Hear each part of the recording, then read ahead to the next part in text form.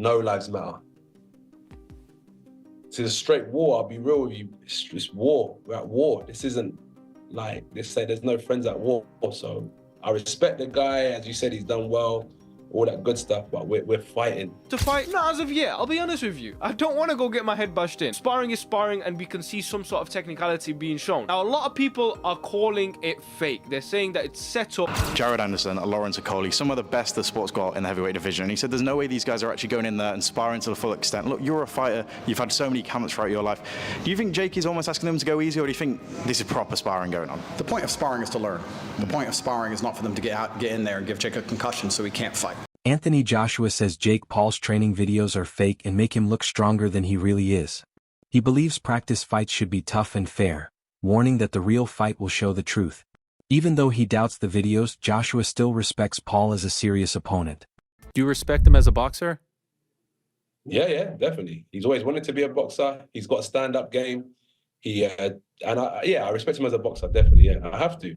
Some experts criticize Jake Paul's practice videos, saying he only shows the knockouts to look good. They argue that short clips don't tell the whole story, and we need to see full rounds to judge him fairly. Also, the partner he fought wasn't very skilled, so he was easier to hit than a pro heavyweight. This makes people wonder if Paul is actually ready to fight top boxers. See some more of the sparring videos. That I agree with that. If we're going to see that clip of you knocking this guy down, we want to see at least a full round. We want to see what you're actually doing. If you're going to show us knocking this guy down, show us more. Is his opponent any good? Okay, that's another very good question. His opponent may just be, and we couldn't really see much of him there. He didn't really throw a shot. His opponent might be a nobody. His opponent might be a guy who started box fit a few weeks ago. So that's a very good point. It's things like this we have to actually ask when we, boxers essentially putting up videos of them knocking people out. Who is this guy? You need to know that, because then that kind of qualifies that knockout or knockdown to be good or bad. Cheap shot in sparring. That wasn't a cheap shot. Andrew Tate thinks the heavyweights practicing with Jake Paul aren't trying their hardest. He explains that practice is meant for learning, but these fighters hold back because Paul pays them. They just want to finish the job, not actually challenge him. Tate argues that since they aren't punching hard or defending well, it isn't like a real fight. While this helps Paul practice his moves, it won't truly prepare him for a serious opponent. Do you think that's everything wrong with the sport? I think as a boxing purist, it's quite upsetting to watch, young fighters struggle to pay the bills and struggle in little shithole gyms around the country trying to get big money fights and going through the Olympics and going through the amateurs and not being able to pay their bills. And I understand how frustrating that can be. So I think that's where the frustration comes from. I don't think it's everything that's wrong with boxing. I think that anything that gets people to tune in to a boxing match is good for the sport.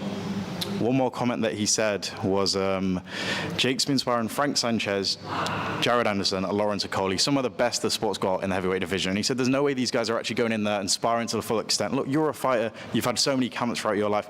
Do you think Jake is almost asking them to go easy, or do you think this is proper sparring going on? The point of sparring is to learn. The point of sparring is not for them to get in there and give Jake a concussion so he can't fight. So are they trying to knock Jake out? No. But are they giving him enough work for him to learn? I like to think so. Gareth A. Davies sharply warned Duke that Jake Paul could easily lose the fight and run away. He brought up how badly Francis Ngannou was knocked out. Davies stressed that fighting a big, experienced boxer like Anthony Joshua is very dangerous for Paul. He said Paul has never faced a risk this big. According to Davies, as soon as the fight starts, Paul will realize how hard it is. This fight is a real test, not just a show. I was in Riyadh, and I watched him knock out Francis Ngannou inside 2 rounds. Yeah. How can that go 3 rounds with Jake Paul? It's very hard to knock out somebody that just hasn't come to fight and somebody that's just trying to survive. And that's what I think will happen to Jake Paul. Do you think he'll run? I think he'll run like a thief in the night. Once he sees the size of Joshua, those little 10-ounce gloves that they're going to be wearing, he's going to be petrified and his backside will fall out. I went to the press conference in Miami for that a couple of weeks ago, and he was planning to motorboat AJ, and he thought differently of it when he was standing with him. Good luck with that, mate. No, AJ was, he'd have got motorboated out of there. Listen, mate, listen. Good luck with that, because if he starts out with AJ, puts his chin out and starts trying to goad him in, I think Anthony Joshua will definitely iron him out early. Do you think he finishes his boxing career then? Let's hope so. If Jake Paul does something weird and wins, is that impossible? Nothing's impossible. Nothing is impossible. Highly unlikely, but not impossible. If you'd been invited to fight Jake Paul for 25, I've heard it's 25 million, That's me behind the scenes. Other people have told me it's 60. Other people have told me it's more for Anthony Joshua. If you had been a current world champion and you'd been offered that fight with Jake Paul, would you have taken it? 100%. So he had to take it. He had to take it. So you've got nothing against him taking it? I've got nothing against him taking it, spending the money even. Still got nothing against that.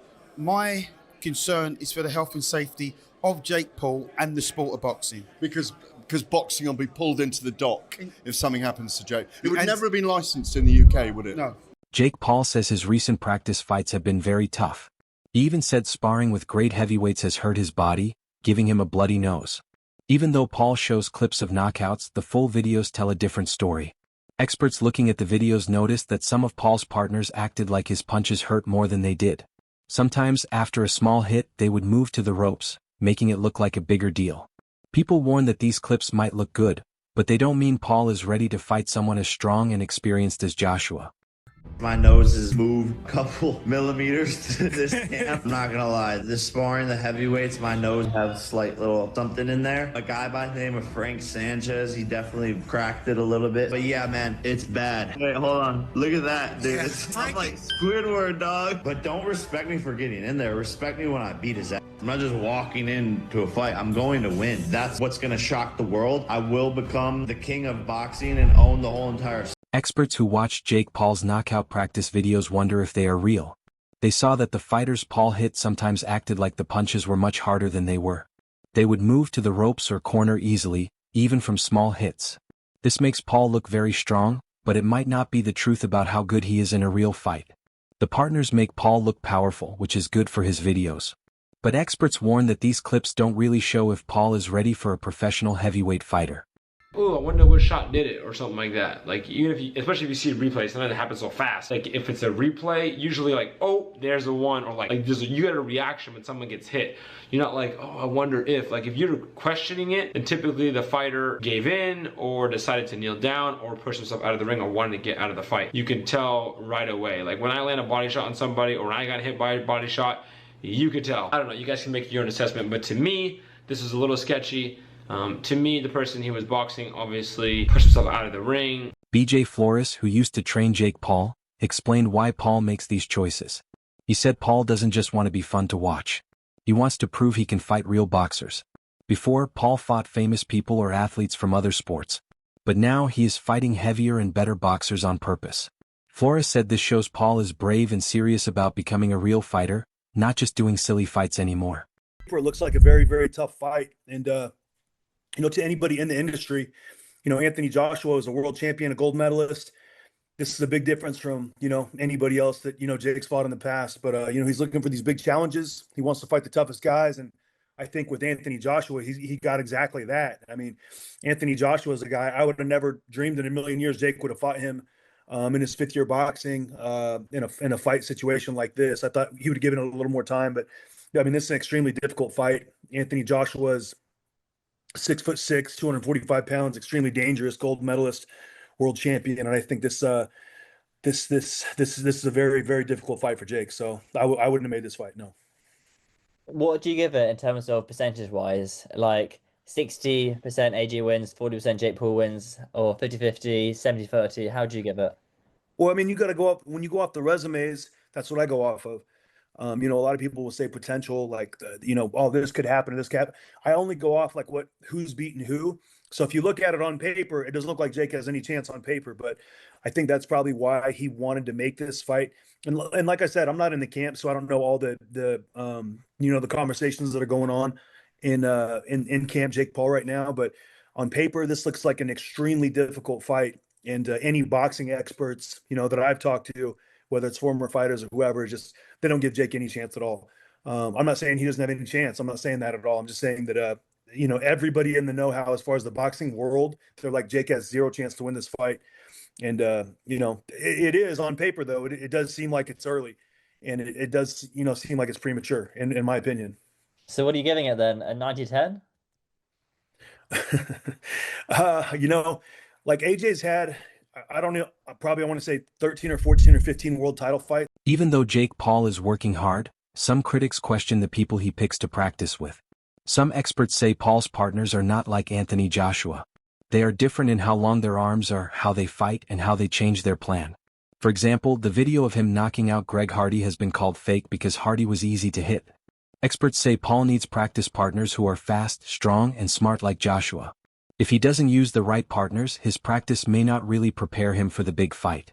Jake Paul is sparring all the wrong boxers. His preparation for the Anthony Joshua fight, and let me tell you why. The names that he's got here are Jared Anderson, Frank Sanchez, and Lawrence Okolie. They're all professional heavyweights. They are all probably top 20 heavyweights in the world right now, which is fair enough for Jake to bring them in. But in terms of preparing for an opponent, Jared Anderson is too cat and mouse. His game isn't about pure power. It is not about boxing as a boxer-puncher. It is very much an outboxer. Anthony Joshua is not going to do that. Frank Sanchez has his own kind of unique style, but I would still put him in that category as almost a plodding heavyweight. He's very, very slow. His hand speed's not quite there. Defensively, he's not that switched on. And Lawrence Okolie is very, very much a hit and grab style heavyweight. You've seen Okolie, his fights are a little bit boring. Some elements of his game are similar to Anthony Joshua. He's probably the closest match, I would say, out of these guys. But the problem is with Okolie, he'll throw maybe 1 or 2 shots and then he will hold. And when people throw shots back at him, he will hold. Anthony Joshua, he's never been the best at holding. He's never been the best in the clinch. His inside work's not quite there. The height and somewhat the weight would probably be quite the same for these guys, but in terms of actually replicating a boxing style, it would have been far, far better, in my opinion, getting somebody in like maybe a Tony Yoka. Even potentially drafting in Daniel Dubois if he's available. Maybe even a Filip Hergovic. I know Richard Riakpor's just had a fight, but Riakpor, in my opinion, would have been a better pick than all of these guys. Yeah, that is why Jake Paul has chosen the wrong sparring partners. Why this fight's going to be horrible for Jake. But I'll give him his respect. Fair play for bringing actual pro heavyweights in for sparring. Let me know in the comments, do you think these guys are good sparring partners? Think I'm wrong? Or do you agree with me? To improve Jake Paul's chances in the fight. Hit that follow button if you made it this far, and as always, a like, a favourite, a save and a share, a repost, all appreciated. Peace out. Chael Sonnen talked about what a former champion, Bermane Stiverne, said. Stiverne claimed he heard Jake Paul got hurt while practicing. Stiverne said Paul got a black eye so bad that the fight might have to be moved. He even said some people thought the fight might be cancelled after Paul's practice, calling the fight just a big show to get attention. Sonnen agreed the fight gets lots of attention, but he warned that Paul's injuries could make the event a real problem if they aren't careful. Even with the risks, the fight is still very popular and makes a lot of money. I don't know what's going on. Lawrence gave him a black eye or something from what I heard, and the fight is not happening after those sparring sessions. It might be a lie or it might be true. I don't know. Just what I heard, so I wouldn't be surprised. If I was his advisor, talking about Jake Paul, I wouldn't take that fight, Stiverne added. I mean, business-wise, it makes sense. The numbers are great and everything, but yeah, if I was like his brother Logan, I would tell him, don't take the fight. I'd rather see you win. Somebody sent me the face-to-face. You could tell. Anthony's language showed he was not scared or whatever. In my point of view, this is going to be a disaster. That breaks my heart. I'm sorry. I am sorry to Bermane Stiverne that the educational system has failed you so greatly. I'm sorry to Bermane Stiverne that you are the heavyweight champion of the world. I'm not sure I'm pronouncing your name right. I apologize to Bermane Stiverne that you are the heavyweight champion of the WBC, and I have never read your name until right here, right now. Now, I'm not looking to be a dick about it, but this is bad. This is very bad stuff. I heard somewhere not long ago, I don't know where. Well, Bermane, let's help retrace your steps. Where have you been recently? Did you hear it today? Did you hear it at the gym where you told us on the phone? I know you didn't read it somewhere. So, Bermane has information, but he doesn't know where he got it. Analyst Joey Knight said Jake Paul knows that big fights get lots of attention and make a lot of money. Fighting a famous champion like Joshua means everyone, news, social media, and boxing fans, will watch. The whole show is planned to get people talking and watching. Paul's team is good at keeping everyone interested. Knight said Paul knows what he is risking and is not just doing this for fun. He knows this huge fight can help his career a lot.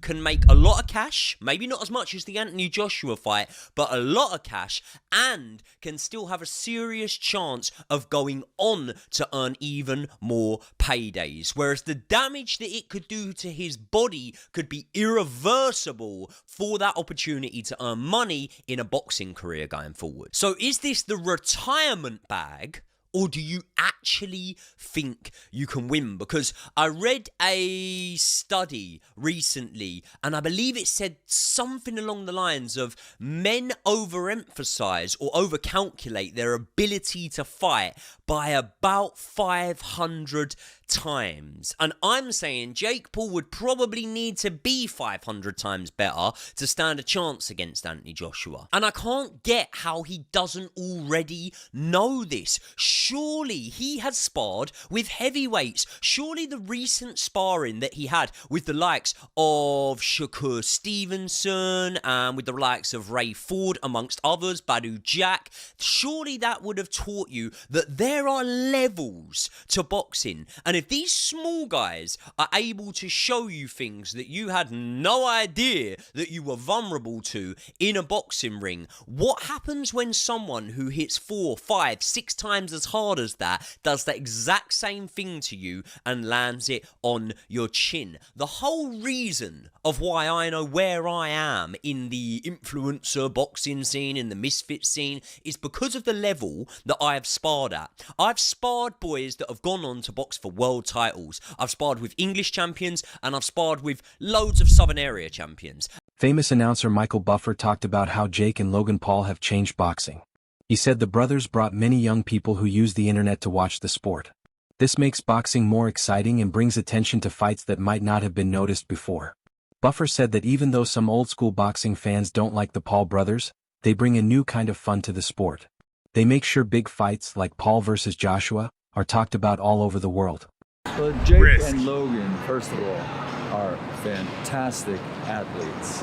You know what Logan does with the WWE and what Jake does with boxing. He knocks people out and everything. And they both have massive fan bases. And for me, it's great to see people get young people that follow them that didn't have, like, you know, they don't remember Ali or Joe Frazier or whatever. It's not in their wheelhouse. So it's great to see them developing fight fans and a big fight atmosphere. So it's very exciting. These two stood face to face, and the comment section on the internet was going crazy. They were like, call the ambulance now, basically. Like, Anthony Joshua looks dangerous standing next to him. Anthony Joshua is, at this time, and has been for years, the biggest puncher in boxing. He's a devastating puncher. So I got to give Jake a lot of credit for wanting to take this fight. Yeah, it's not.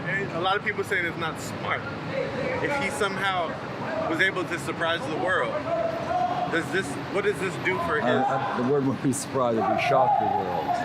But that's exactly why you got to give him credit. He wants to do it. He trains hard, he works hard, and he has a lot of faith in himself. So we'll see what happens. Technically, though, what's the biggest concern for you? What's the biggest tip you can give Jake, knowing that you've watched Anthony so many times dominate? Work on your defense. That's all for this video today. Come back next time.